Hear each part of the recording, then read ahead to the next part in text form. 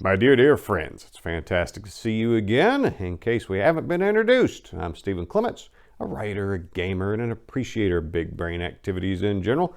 On this channel, I perform dramatic story readings, provide role-playing game and movie reviews, and I get to talk to interesting people. And in this episode, we're going to continue on in our reading of the autobiography of an interesting person, Jeff Klitzner, and his book, Call Me Tennessee, which I edited back in the day. Go ahead and buy it. It's available on Amazon. And if at any point in the future I release a new edition of it, just send me a proof of purchase and I'll send you the new PDF. Now, if you haven't watched episode 1 yet, you might want to go ahead and do that because this is sequential. This is Jeff's life story. Well, I thought we got off to a pretty dark start. There was still some levity there, and things get more entertaining as they go along. I know because I was involved in some of them. So without further ado, let us get back into Call Me Tennessee.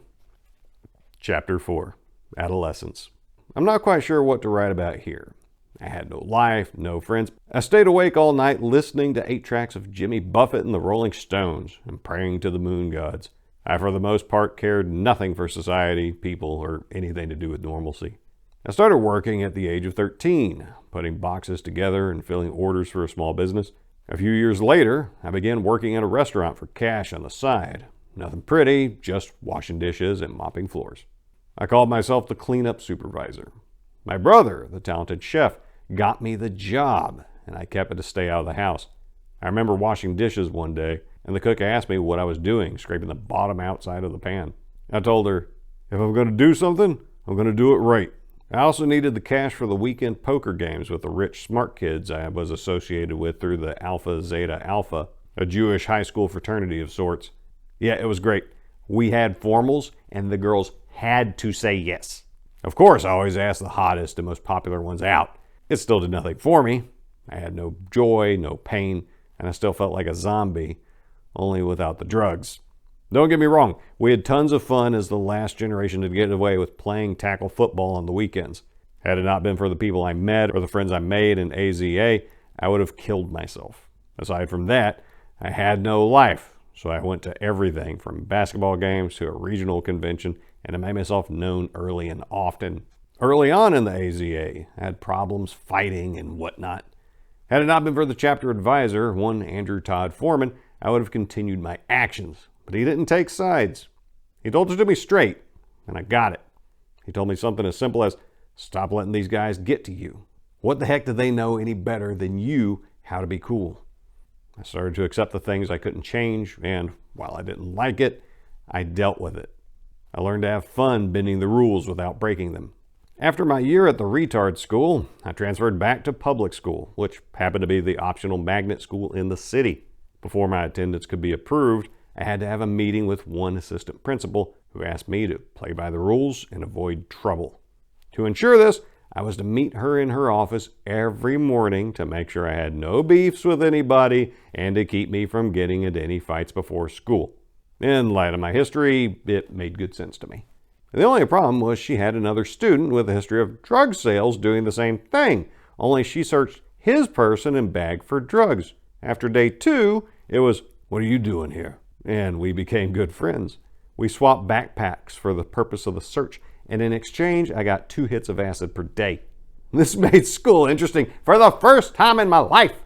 Yeah, I was nervous at first, but my paranoia went away with time, and I really got into learning for the first time. Somehow, after kicking all the prescription drugs, the acid helped me concentrate. Even better, while I maintained a steady B average, I remained out of sight and out of mind of the authorities. I was finally doing things right. Thanks, acid. After a while, I quit the acid and just took a 20 spot instead. Now the lunchroom came upon me as a unique opportunity to socialize with the smart kids and get my homework done in minutes, as opposed to the idea of studying all night. Fuck that. I did this for about a year, and then one day the football coach walked up to me and said, I heard you're crazy. I told him opinions varied and that I learned to control myself. He asked me if I wanted to play again, and, well, how could I say no to a tobacco-chewing good old boy with a son named Nathan Bedford? To set the mood for a lot of my high school years, my last name was Klitzner, and I was a big kid. coming in at 6 feet, 320 pounds. That landed me the nickname of Big Clit. At first, I hated the name. Then I realized it had stuck and all hell could be fought and it wouldn't change a damn thing. So I did what anyone would do. I embraced the name.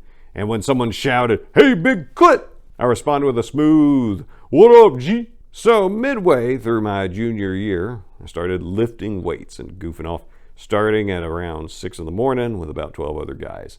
Most of them were popular and wanted to spend time after school hanging out with their girlfriends instead of a bunch of sweaty guys.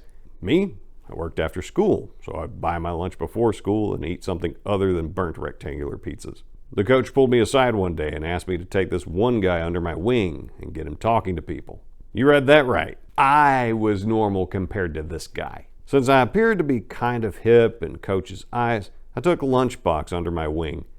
Let me describe Lunchbox for you. He was white as a chimney, blonde, and docile. Sure, he was built like a gorilla and could probably snap you in half, but that would never occur to him to do that. I figured if nothing else, our lunch table would be the scariest looking in the cafeteria. I invited him to my table of geeks, and soon we took control of the table. With our anti-Christian attitudes combined, we managed to shock enough people to get warned that our religious speech rights were limited in school. I soon became accepted in most circles at a school full of cliques. I was a bit of a redneck hippie Jew, a combination that turned my life upside down and twice removed from all purposeful circles. I was accepted as an outsider who could run inside, but I didn't try to, so it was just a natural progression for me. Funny, all that time trying to fit in, and all I had to do was not care about fitting in and give everybody else the "what the hell's wrong with you" look. Intimidation was no longer my game so much as I didn't give a rat's ass about you or your rules. I'm doing it my way. My reputation for being a fighter never left me, despite being fight-free for a while. I got by, made my own way, learned to bend rules, and even fought my way out of resource and into standard classes. It wasn't a big struggle, despite what some might think. It was more of just emulating who the teachers were and writing the way they would talk. In other words, using their style of speech and general attitude about life in my schoolwork would get me passing grades. This is something I wish to pass on in the lesson of coasting. In order to coast, you must hit the ground running, work hard early on, and then you can do whatever you want. Just stay in the lane. You're welcome. For the record, it's not cheating if you don't get caught. Think of it as academic outsourcing. Note to the younger readers, never cheat off the Asian kid. He will always rat on you. Also, be mindful of the person you're comparing answers to. Make sure they are smarter than you. When trying to cheat, always do it in the open. After a while, the teacher will think it's impossible to be that stupid and let you slide. Anyways, working, AZA, and football were enough to keep me out of trouble. I did my time and then some. I worked hard in and out of school to the point that free time was a novelty. I wondered how people did the whole work thing all their lives. From what I could tell, nobody liked working, and to be honest, it was a pain in the ass. I was working hard and only getting a couple of dollars a night. It wasn't a lot of money, and it would never be enough money, but it was better than nothing. I had some friends at this point who let me sleep over at their houses and call their mom's mom. People knew I was crazy, but they just blamed it on my parents. It was strange. People who knew my situation felt pity for me, and those that didn't thought I was good to go. Chapter 5, Senior Year. As you can imagine by now, my senior year was on cruise control, at least until 3 weeks in, when the administration reread the guidelines for graduation. Turns out, I needed some extra classes.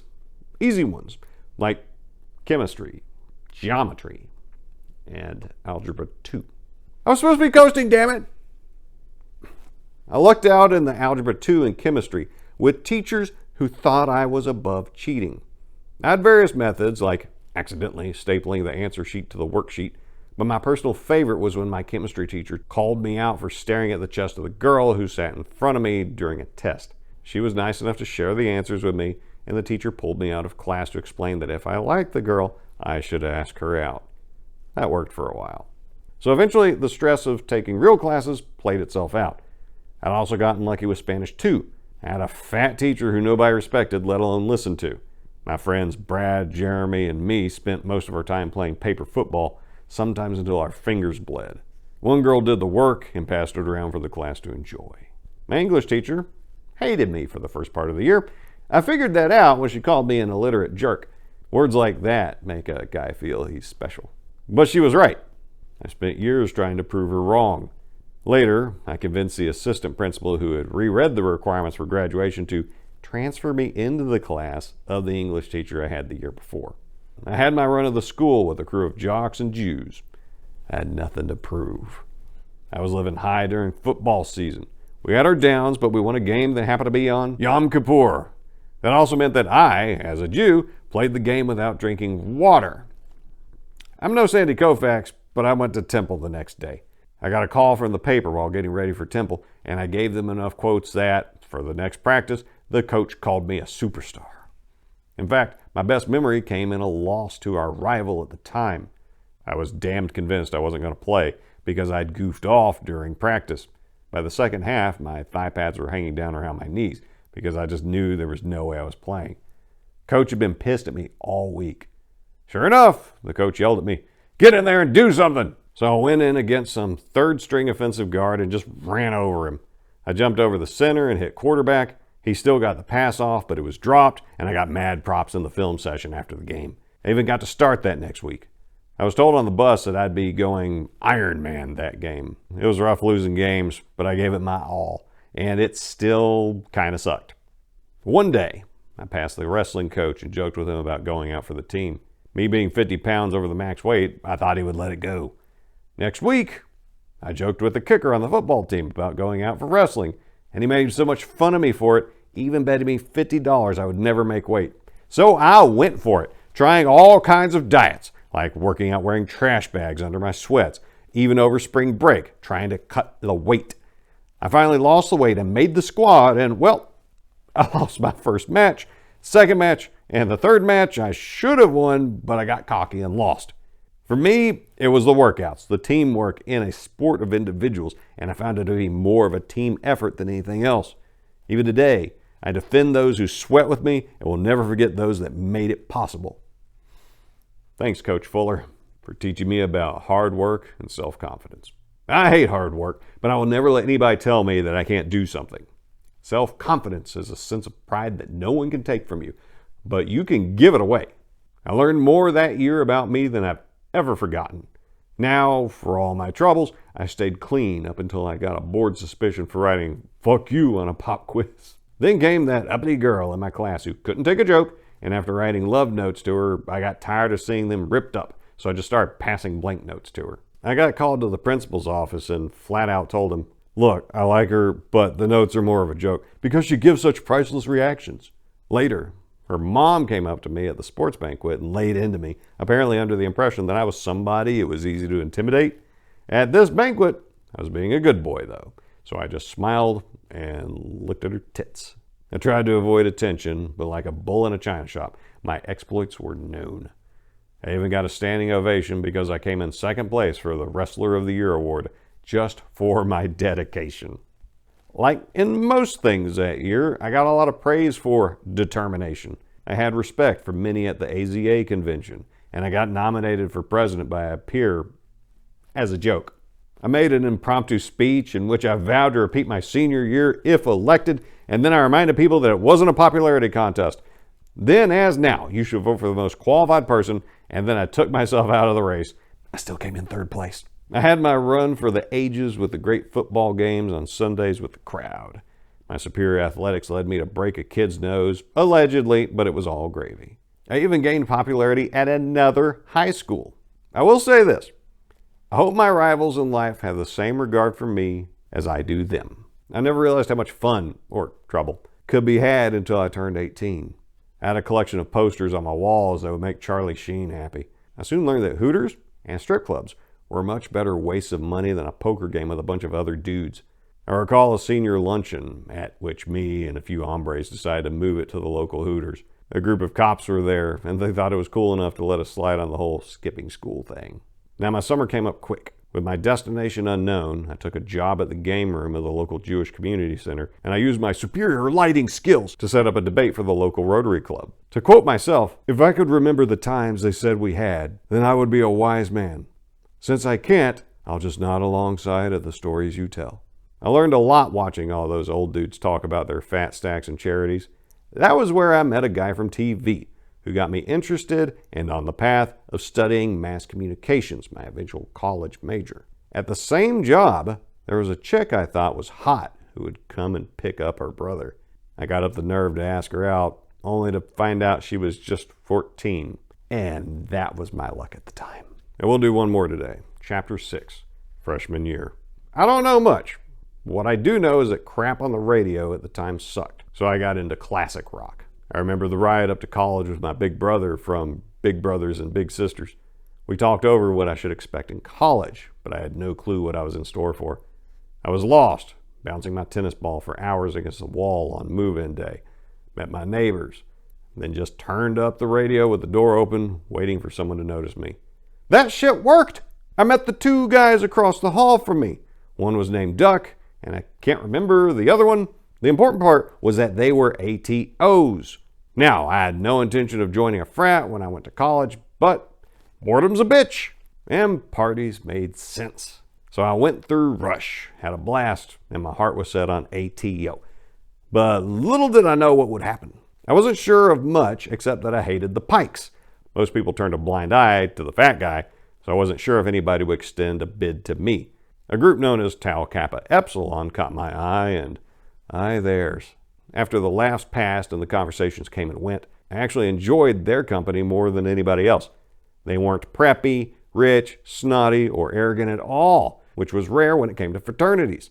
They stood not for wealth, rank, or honor, but for personal worth and character. That was just what I needed. Unfortunately, my cash flow was non-existent, and aside from a job handing out video cameras for an hour or two a day, I had no cash coming in. I decided to wait until after I learned the ropes and found some work, so I declined the first semester, but accepted the second. I remember a few bits of my coursework, and one tidbit was a quote from the late, great W.C. Fields. I spent all my money on wine, women, and cigars. The rest I squandered. Now, still being pissed off at that English teacher that called me illiterate, I joined the school paper as a sports reporter. Sure, I had no experience, just a desire. I soon became the go-to guy when it came to sports stories, with the help of my editor, Scott Perkins. He aided me and helped me get to a point that one of my stories won second place in the state media awards. I also had a flair for the dramatic and began writing really bad columns. I was a pride and joy of the media family, if you want to say such things. My brother got married within the first few weeks of me getting to college. Now, that was kind of boring, so I'll give you some good stuff before that, for here's where I learned a few lessons in life. Lesson 1. My father taught me about hops and how to enjoy beer, and then he explained single malt to me. Second lesson. I learned being a Jew in Arkansas could be a lonely business. My brother helped me carry in a TV after his wedding with a kippah on his head. He attracted enough attention for everybody to find out I was a Jew, so I was soon invited to church socials and reminded of the fact I killed Jesus on a regular basis. All in all, I did what most do in college. I drank, skipped some classes, learned when the drop date for classes was, and overslept way too often. I did what I had to, but tried to stay focused. I also found out that the paper staff enjoyed having me around for some reason. Maybe it was the fact that my free time was spent at basketball games, debating sports with reporters from the local paper, and writing and rewriting all my stories. I noticed something in my efforts, that determination is a valuable trait. It turns out that the paper had been paying me as a staff reporter. It wasn't a lot of money, but the next semester it would be more, and I could pick it up at the beginning and end of the semester. I struggled some in my classes, what with all the partying going on. My philosophy teacher was giving me a hell of a time, and I had a rough time keeping up. I lucked out with his final exam question, what is the meaning of life? I wrote a 15-page essay/suicide note. That landed me a surprise phone call from the professor, and a meeting with him and a school counselor. It also got me a B instead of the F I deserved. Others thought my plan was horrible. I called it Darwinism at work. Next spring, I was forced into study hall by my fraternity, and wouldn't you know it, I got a 3.5 average and approval for every class I wanted. I was even made secretary of my fraternity.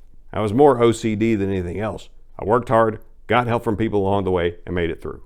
Still limited in what I would call true friends, I was still communicating with folks in Memphis online. I met a fellow named Rooster with his bottle glasses who wouldn't stop talking about weed. I was drug-free at the time, and to call marijuana weed was not in my vocabulary yet. It was going around, and I ignored it. Then came this thing called meth, and I wanted no part of it. People around me were doing it, and others were broken by doing it, and I was busy, too busy for that jibber-jabber. A few miles down the road at a place called Jerry's, I learned about beer, steak, and Hank Williams Jr. In fact, if you're ever hungover, listen to A Country Boy Can't Survive. The beats match the beating in your head, and soon enough, your hangover is gone. I also learned a few things that year when I ventured out to California for Christmas break. I had a great time connecting with family and also connecting with my aunt and uncle's excellent music collection. I must say, for hippies, they had an extensive collection, even though I'm still an Elvis and blues guy. The Grateful Dead made me question music and what other kinds there were. Thank you, Otis Redding, for you've given me more reflection than a mirror in those dark days of my freshman year. Freedom of expression had long been my purpose in life, and to take that from me might as well have been the knife in my back. I've been thinking about that awesome freshman year, and the defining moment for me came when I wrote a column about a sign somebody had put up on campus and called art because of some guy named Robert Frost. My piece merely argued for separation between church and state, but others took it to be an attack on Christianity. This would not have bothered me so much, except I was a little defensive about my own views. To my luck, a student came to my defense when the shit was heating up. His father was governor at the time, but nonetheless, he helped put out the fires. Thank you. True, some people may say I had the life that year. I say it was hell, and you couldn't pay me to relive the stress of that whole ordeal. It turned out college was a lot harder than I thought, and finding people that I could hang out with even harder. During high school, towards the end, I was comfortable, and I had built up somewhat of a rep, depending on who you talk to. But college was like starting from scratch, which for me meant having absolutely nothing. And we'll stop there before we get into Chapter 7, Sophomore Blues. Now, the voice in this thing, you might consider it pretty rough, and it is. And in most literary works, you might say, hey, editor, why aren't you cleaning this up? Why aren't you making this more coherent, more palatable to the reader? Well, let me tell you, in this case, this isn't a skill issue, but this stream of consciousness. I intentionally set this autobiography up as though you were getting this story directly from Jeff Klitzner to you. And this is how the guy talked. This is how he thought. So if it seems to circle around a lot like a crazy person, well, yeah, true story. And I wanted to get that across. I wanted to feel authentic. Reworking the organization, smoothing it out, making it a more easy to digest, polished product is not one of the goals. It's not a polished story. Jeff's not a polished guy. It's rough and gritty, and it's fucked up. That's its essence, and it's going to be preserved. So hopefully you enjoyed this. I promised it would get more cheerful. And whether you did or didn't enjoy it, please drop your thoughts in the comments. I read and respond to them all. And if you're interested in this kind of thing, share it around. Here's a guy who's going through some stuff. Maybe you or people you know finding someone else they can identify with because they're going through the same crap will help them feel better about things. And so until next time, my dear, dear friends, I look forward to our next rendezvous, and I wish you nothing but the best.